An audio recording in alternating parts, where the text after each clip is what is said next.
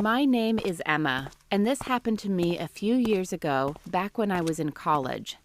What happened was that two girls were missing in my town, and they were also some of my classmates. They both had blue eyes and brown hair. So one of my classmates, who I will call James, invited me to come over to his place. I didn't personally know him, but I told him sure, because I'm a nice person, and that I would be able to come over on a Saturday. To be safe, I asked my friend, who will be called Grace, to just park out James's house, and if I didn't come out in an hour, she would come in and ask where I was. This was just to give me a sense of safety, and thank God she said yes. Grace is a martial artist, so it gave a large sense of safety. So Saturday came, and I went to James's house. We talked about school and whatnot, until I hear a "oomph" sound from the basement. I asked James what it was, and he just responded, "I don't know either." So when James went upstairs, now was my chance to check it out, the sound. I went down into the basement.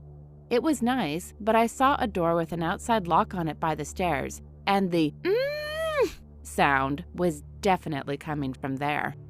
I opened the door, and what I saw still somewhat haunts me to this day. What was in there were the two girls that had gone missing. I immediately recognized them, the blue eyes and brown hair. Their ankles and legs were tied up, as well as their torso being tied up from below their breast to just above their stomach. One of them had a piece of duct tape on her mouth, and another had a piece of cloth that went from below her nose to just on top of her chin. I gasped and then started trying to untie them, but then felt drowsy and fell down unconscious. When I awoke, I found out there was a piece of duct tape on my mouth and that I was tied up the same way as them.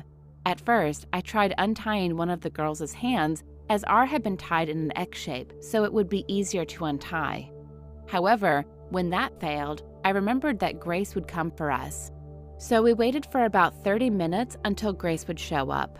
When she did, we heard her asking about where I was, so we tried to scream through our gags. She heard it and asked to investigate, and we hear her coming down.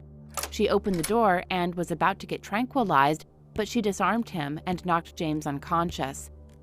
Grace untied us, and we called the cops. I have always thanked Grace for saving me. However, sometimes, nowadays, I ask myself what would have happened had I not asked Grace to come.